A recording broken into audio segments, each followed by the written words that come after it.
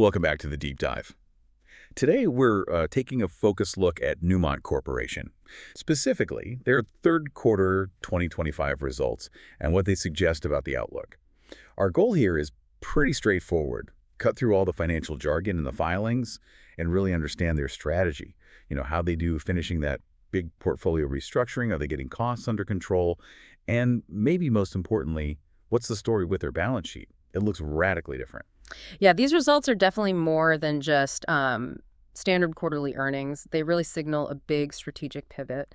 And looking at the headlines, two things just jump right out. First, they actually finished that huge multi-billion-dollar divestiture program. And second, this massive, almost unbelievable swing in their net debt. It's practically gone. That speed, the scale of that financial change, that's really what makes this interesting, I think.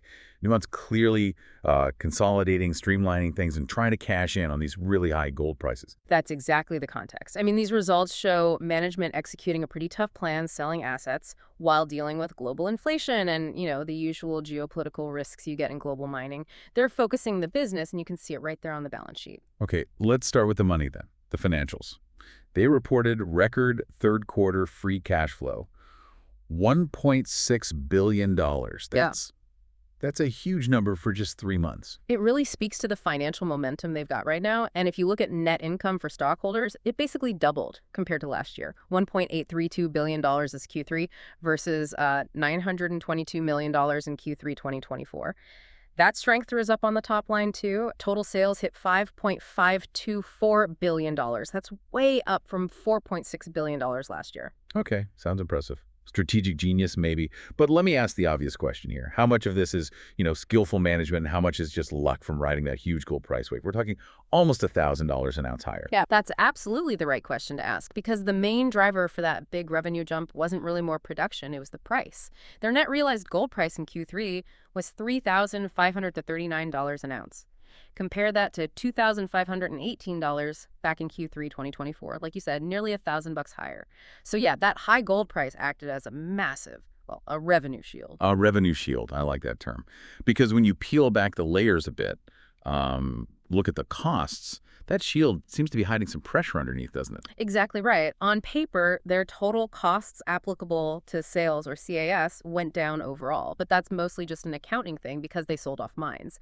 If you actually look at the costs for the mines they kept, costs went up. The filings mentioned things like higher worker participation costs, especially at Peñasquito and Yanacocha, plus higher third-party royalties. So the core business is still fighting inflation, even if the revenue looks amazing. Right. Understanding those cost pressures makes their next big move even more significant. Yeah. That massive portfolio shuffle. This quarter, they confirmed the non-core divestiture program is done. Finished. Over $3.5 billion in cash raised across 2024 and 2025.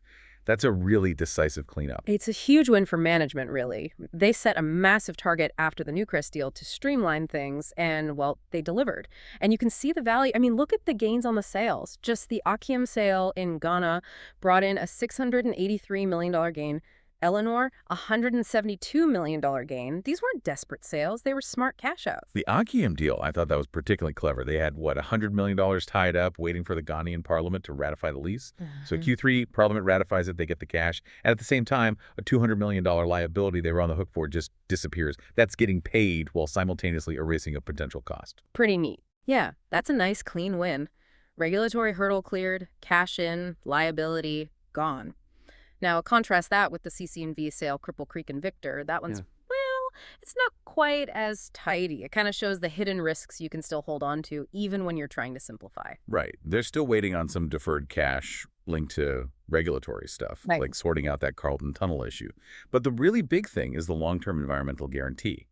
Newmont kept a potentially huge risk there. They agreed to cover 90% of closure costs if those costs go over $500 million.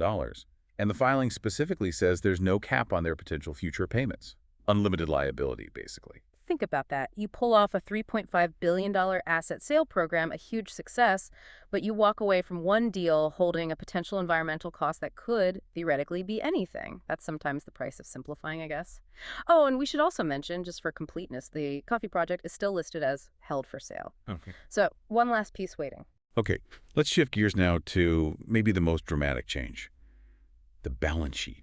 That transformation, thanks to all that cash from selling mines, They did a complete corporate financial detox, you could call it.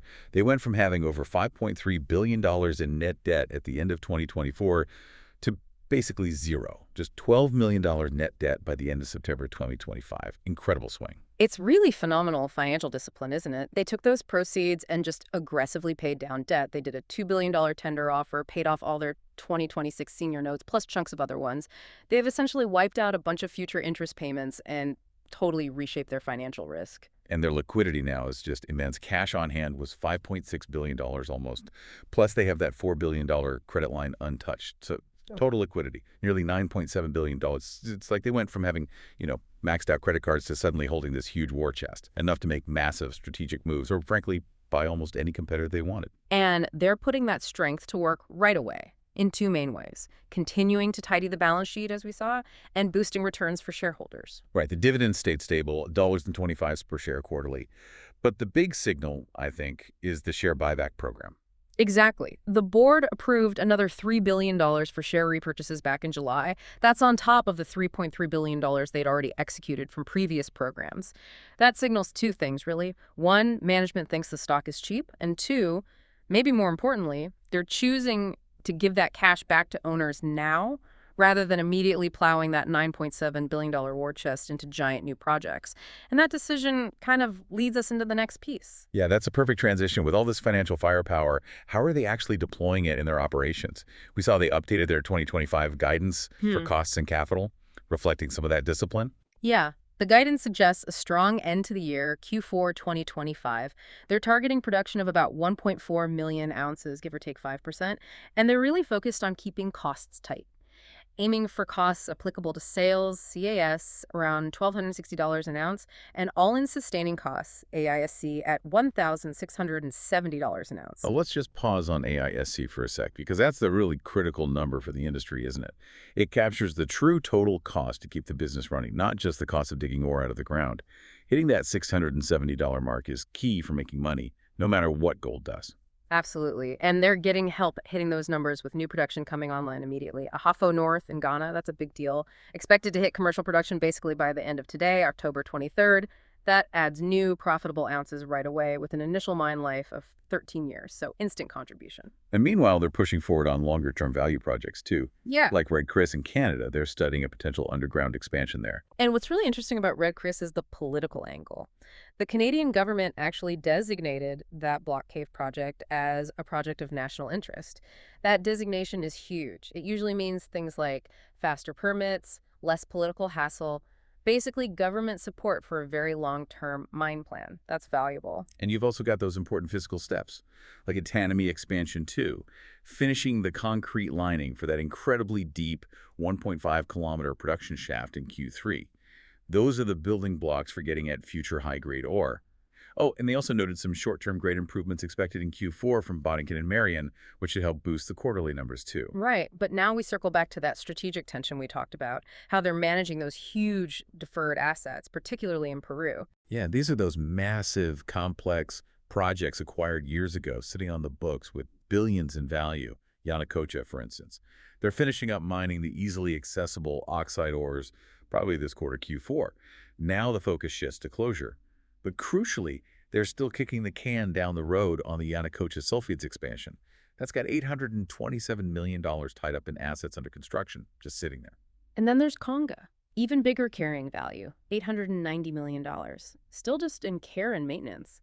And management basically says they don't expect to develop it within the next 10 years. So you've got over $1.7 billion in book value tied up in these deferred projects, while at the same time they just paid off $5 billion in debt. That really highlights the choice. Prioritize today's pristine balance sheet over potential future production. One last point we need to touch on is foreign exchange risk. It's always a factor for a global miner like Newmont. About 61% of their main costs are paid in foreign currencies, right? Like Australian dollars, Canadian dollars, Mexican pesos. Yep. 27% Aussie dollar, 10% Canadian, 8% Mexican peso, among others. And it's not trivial. They actually ran the numbers for us, for you, the listener. A hypothetical 10% negative swing in foreign exchange rates against the US dollar isn't just noise. It would add about $75 per ounce to their costs applicable to sales. That just shows you how sensitive their margins can be, even when gold prices are high. Okay, so let's try to wrap up this deep dive. It seems Newmont had a really powerful Q3 2025, driven by three main things that all connect, really. They successfully streamlined the portfolio, they dramatically cut debt down to almost nothing, and they're strategically moving forward with profitable new projects like Ahafo North. Yeah, it's definitely a story of, well, decisive action and strong financial discipline, no question about that. But here's maybe the final provocative thought for you to mull over. Newmont has clearly made a strategic bet on getting their finances perfect today, returning cash, wiping out debt, but that raises the question about opportunity cost, doesn't it? Yeah, considering they're choosing to hold on to over $1.7 billion worth of giant undeveloped assets like Yanacocha sulfides and Conga assets, they admit won't likely be developed for maybe a decade or more.